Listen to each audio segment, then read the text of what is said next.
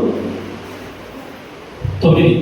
సీమోను పేతురు, ప్రభువా, నా పాదములు మాత్రమే, నా చేతులు నా తల కూడా కడుమని ఆయనతో చెప్పాను. యేసు అతన్ని చూసి, స్నానము చేసినవాడు పాదములు తప్ప మరేమీ కడుపున నక్కరలేదు, అతడు కేవలము పవిత్రుడాయను. మీరును పవిత్రులు కానీ మీలో అందరూ పవిత్రులు కానేరు. హల్లెలూయా. మీరు అందరూ కానేరు, మీరు అందరూ పవిత్రులు కాలేరు. అందరూ అనుకుంటున్నారేమో కాదు, కానీ మనలో చాలా మంది ఉన్నారు పవిత్రులు కాని వాళ్ళు ఉన్నారు, పవిత్రత లేని వాళ్ళు ఉన్నారు. ఇస్కరేతు యూదను మీరు చూసిండ్రా?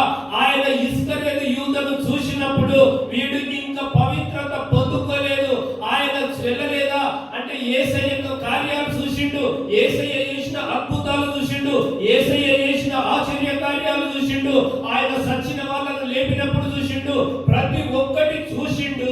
కానీ ఆయనకు ఏమి కొరత ఉంది? రక్షణ లేదు. హల్లెలూయా.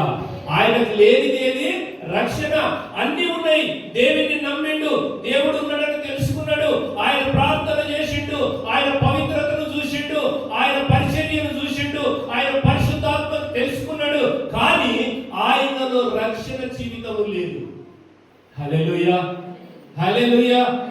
అందరూ నమ్ముతారు. యేసయ్యను నమ్మినంత మాత్రాన, యేసయ్యకు ప్రార్థన చేసినంత మాత్రాన, యేసయ్యతో నడిచినంత మాత్రాన, యేసయ్యను రోజు నేను కొనియాడుతున్నాడని చెప్పిన మాత్రాన నీ బ్రతుకులో రక్షణ లేకపోతే వ్యర్థమే. అదిగో ఇస్కరేతు యూదును మీరు ఒకసారి చూడండి అంటే. హల్లెలూయా. ఈ రోజు మీరు రక్షణ లేని జీవితం అయిపోతుందేమో, మీ బ్రతుకులో రక్షణ లేదేమో. మీరు రోజు ప్రార్థిస్తుండొచ్చు, నేను 2 గంటలు ప్రార్థిస్తాను సార్, నేను 2 గంటలు ప్రయాసపడతాను సార్, నేను ఉదయమో గంట సాయంత్రమో గంట, నేను ఇంత ఘనము ప్రయాస పడుతున్నప్పటికీ కూడా నా బ్రతుకులో రక్షణ లేకపోతే, నీ బ్రతుకులో జీవితంలో రక్షణ కలగకపోతే, ఆ రక్షణ భాగ్యము లేకపోతే, నువ్వు యేసయ్య చేసిన పరిచర్యలో యేసయ్యను నమ్మినా ఒకటే, నమ్మకపోయినా ఒకటే. హల్లెలూయా, హల్లెలూయా. రోజు చాలా మంది మా పాలమూరు జిల్లా వాసులు ఉన్నారు, ఇక్కడ నల్లగొండ వాళ్ళు కూడా ఉన్నారు. ఈ ఉత్తర తెలంగాణ దక్షిణ తెలంగాణకు తేడా ఉన్నటువంటి రోజుల్లో చాలా మంది ఒక్కొక్కరు వలస పోతూ ఉంటారు, ఒక్కొక్కరు వెళ్తూ ఉంటారు. ఆ దారి ఎంట పిల్లలు, అప్పుడు బస్సులు లేవు, ప్రయాణము కొరత, బండ్లు లేవు. ఆ సమయంలో పోతున్నప్పుడు ఒక దిక్కు తోచని స్థితి, ఆకలి దప్పికల మధ్య వలస వెళ్తున్నప్పుడు ఆ గోస చూస్తున్నప్పుడు బాధకరంగా అనిపించేది. ఎందుకంటే వాళ్ళు వెళ్తున్నది, వాళ్ళు పోతున్నటువంటిది అక్కడ తిరుగు ప్రయాణం అవుతున్నది, నేను నా ఊరికి వెళ్తున్నా. హల్లెలూయా.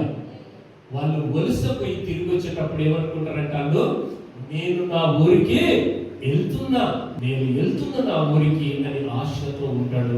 అదే ఇశ్రాయేలీల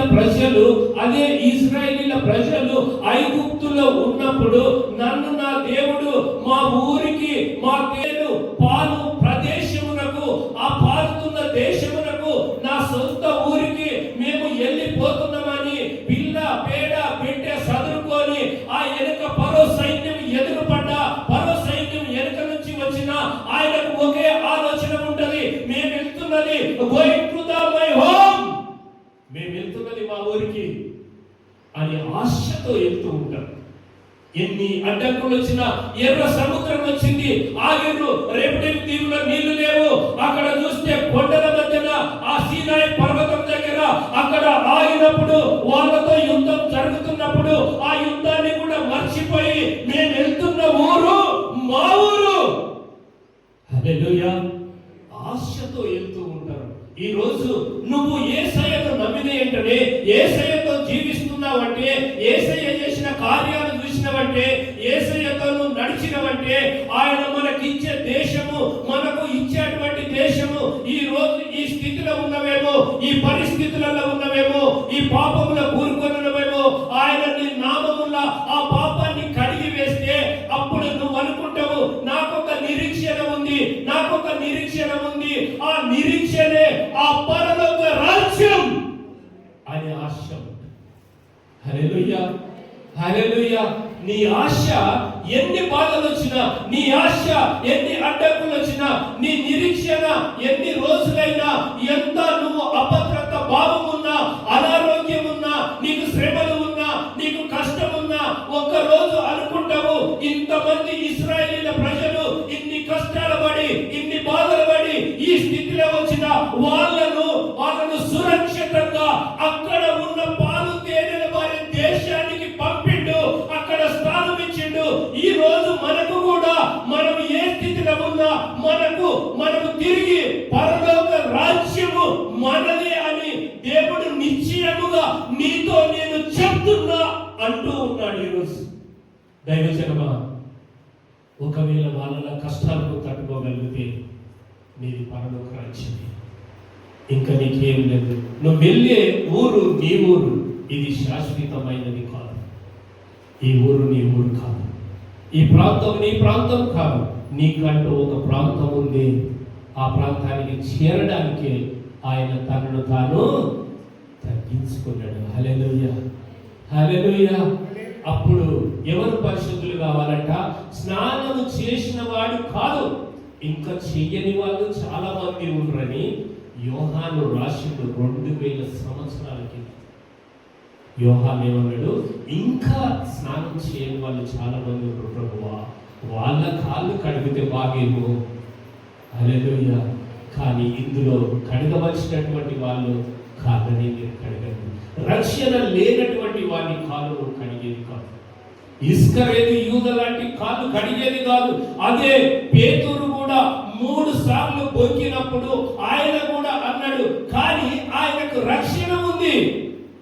ఆయన కోసం ప్రార్థించే వాళ్ళు ఉన్నారు. హల్లెలూయా. ఈయనకు రక్షణ లేదు, కానీ ఆయనకు రక్షణ ఉంది. ఆయన కోసం ప్రార్థించే వాళ్ళు ఉన్నారు. హల్లెలూయా. నీ కోసం ప్రార్థించడానికి ఒక ఆయన ఉన్నాడు. నీ కోసం రక్షణ కల్పించిన ఆయన ఒక ఆయన ఉన్నాడు. ఆయన కోసం నువ్వేమైనా చేయి. అయినా వీళ్ళిద్దరు చేసింది ఒక్కటే, కానీ ఈయన కోసం ప్రార్థించడానికి తన దేవుడు ఉన్నాడు.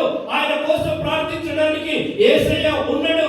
ఆయనను రక్షణలో తేవడానికి, మరలా తిరిగి పిలవడానికి అక్కడ 3 సార్లు అబద్ధమాడినా, 3 సార్లు పడిపోయినా తిరిగి పేతురు నా ఎదుకు రావా,